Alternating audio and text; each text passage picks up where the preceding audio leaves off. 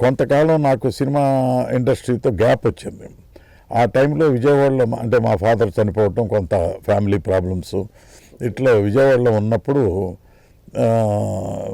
భాస్కరరావు గారు పిలిచి అప్పట్లో ఒక ట్రెండ్ ఎట్లా ఉండేదంటే, మంచి పెద్ద సినిమాలు ఉన్నప్పుడు నవల్స్ రాసే అలవాటు ఉండేది. స్క్రిప్ట్ని నవల రూపంలో తీసుకొచ్చేవాడు. నమ్మిన బంటి కూడా అలా వచ్చింది.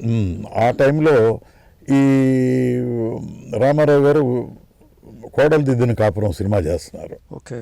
ఆ సినిమాకు నువ్వు నవల రాయవయ్యా, నీకు అలవాటు ఉంది కదా, అసిస్టెంట్గా చేసావు కదా, నేను చెప్తాను అని చెప్పి భాస్కర్ గారు చెప్పారు.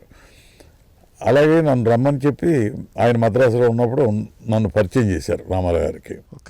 మళ్ళీ నేను కొత్త రామారావు గారికి, మళ్ళీ ఓహో బ్రదర్ మీరు అని ఇట్లా పరిచయం, అంతే ఇట్లా రాస్తారు. అయితే అలాగే భాస్కరరావు తప్పకుండా చేద్దామని ఆయనతో చెప్పారు. తర్వాత ప్రోగ్రాం చెప్పారు. ఎవ్రీడే మార్నింగ్ 5 గంటలకి వెళ్ళి కూర్చుంటే ఆయన ఒక కుర్చీలో కూర్చొని గంభీరంగా పొద్దున్న 5 గంటలకే ఉండేవాడు. నేను నిద్ర కళతో అప్పుడప్పుడే వెళ్ళేవాడిని. దగ్గరే ఆయన ఇంటికి నేను ఉండే ప్లేస్.